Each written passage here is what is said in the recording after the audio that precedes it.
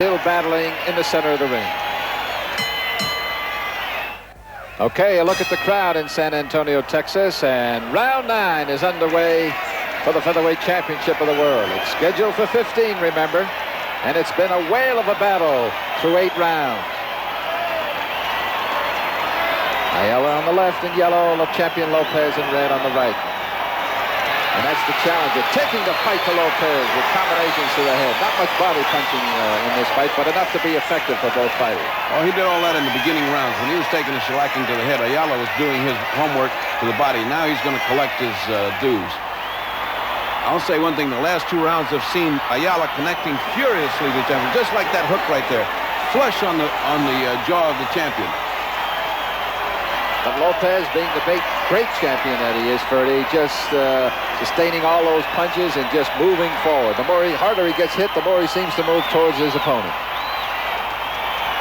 I think Danny Lopez has been one of the great featherweight champions of the time. He's demonstrated tremendous ability to take punches. That was a great example right there. Good right hand to the jaw.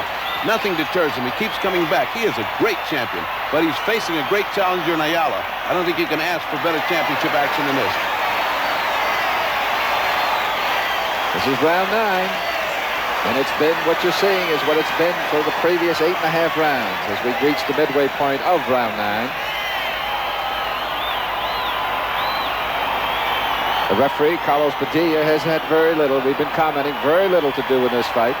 He's been more or less a spectator like the rest of us. He's probably had to separate him only once or twice the entire fight to this point. You know, Bob, I can't remember one clinch in this fight. All I can remember is this. Back and forth, trading away, and neither one of them giving ground.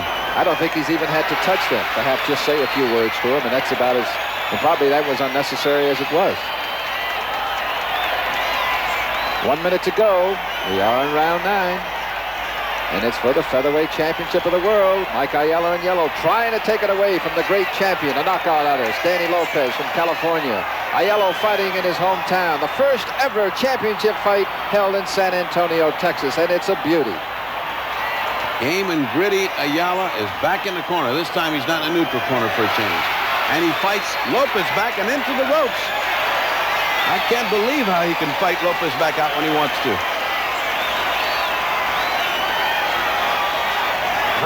How can he fight with that kind of pain that he must be enduring, getting hit right on the nose? Well, you can see Ayala, the nose is taking the beating because you can see the blood still continuing since it has from a round ago.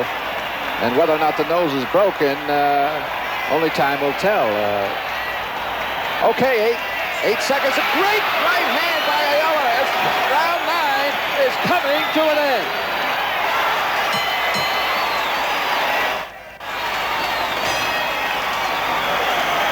Okay, the challenger, Mike Ayala, coming out. It's the round 10 about to get underway. It is underway. This is Bob Halloran, along with Dr. Ferdy Pacheco. This has been a great fight. One of the great featherweight fights perhaps will go down when it's all over that they've ever held. In fact, this is the first time since '61 that 2 Americans have fought for the Featherweight Championship of the World. And that is the champion in the red trunks, Danny Lopez, and a determined, gutsy, tough challenger, Mike Ayala, fighting in his hometown of San Antonio, Texas. Ayala giving his fans everything they could ask for. You certainly couldn't ask for more in a championship match. How Little Red overcame that right hand, I'll never know, but he had 60 seconds to overcome everything, and he seems to be fighting well, although he's still getting hit by that right hand that Ayala throws with such ferocity. Ayala's really throwing bombs. He is throwing with great authority. But in front of him is Lopez, pecking away, pushing away, never stopping his punching action. Well, the effective jab of Lopez somewhat keeps Ayala off balance, but not for long, because just like that, with an uppercut, and follows it with a left hook that comes across the chin of the champion Lopez. He's throwing everything. Hooks, uppercuts, body shots. Ayala's pressing, and relentless. But there you go again. As soon as he seems to be having the upper hand, here comes Lopez with that pecking jab, backing him up into the corner, waiting for that one pot shot that may spell the end of Mike Ayala. There it was, but it didn't land. And here comes Ayala. Again, Ayala out of the corner. Back and forth the action. The action's ebbing and flowing here at such a speed from corner to corner. We're in round 10. There has been one knockdown. That came in the 7th round. And Ayala took a good right hand and went down for an 8 count from the champion. But this, what you see right here, this exchange of punches. Now Lopez on the offensive, backing up the challenger, Mike Ayala, as the blood continues to flow from the nose of the challenger. Lopez measuring, looking for it, thinking, where's the combination? Where's that moment that I can land that right hand is going to end this thing? Less than a minute to go in round 10. You see it, 43, 42 seconds and counting down. It's been a classic. Boy, what energy Mike Ayala.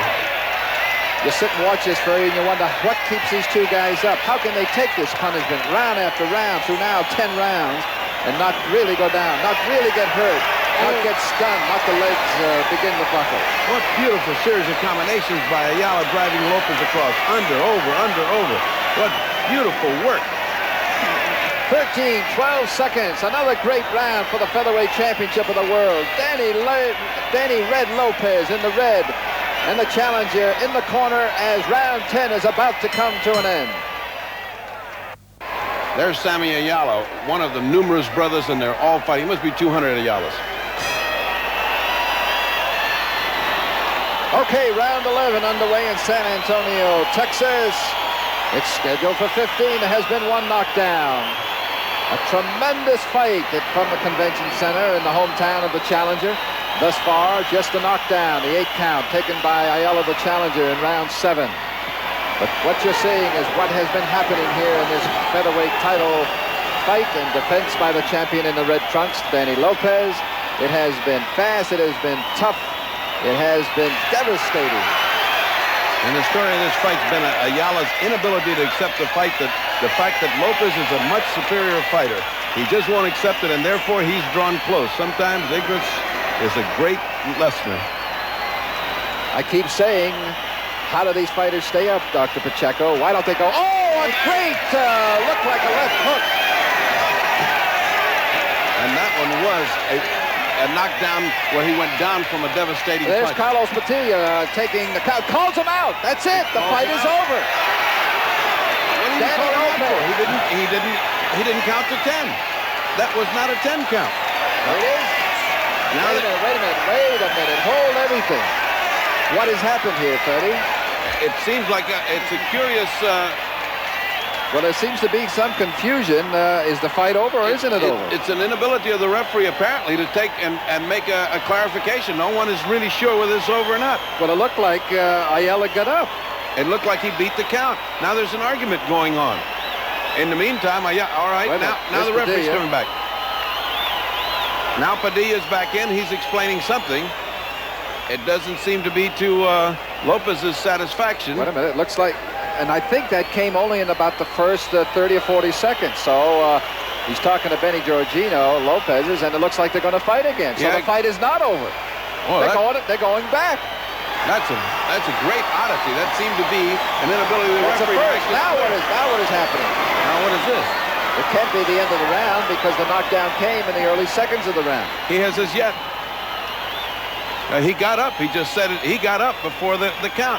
Giorgino's understandably very upset and mad about the whole thing. It's given the other fighter time to recuperate. Well, he's calling it the end of the round, and this is the shortest round in the history of professional boxing where both fighters still on their feet.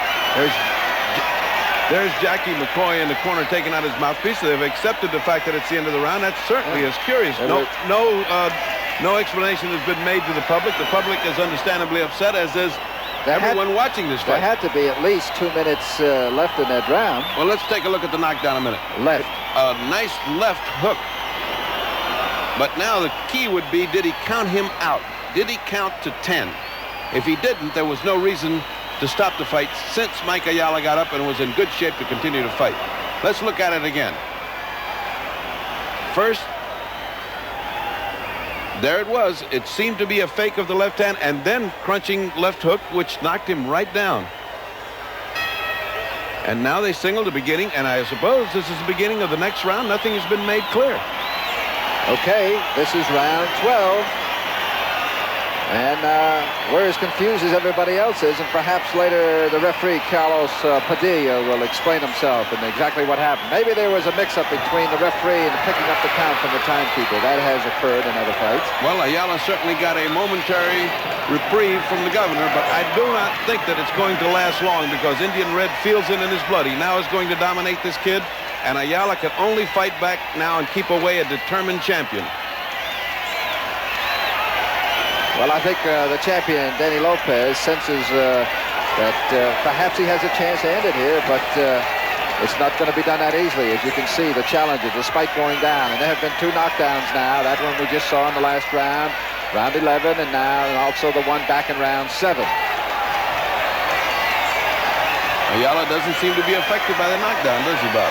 He's fighting just like he did before the knockdown. So Danny Lopez had his 41st victory and his another successful title defense just taken away in round 11. It would be a terrible thing if he goes on and perhaps gets decked by Ayala.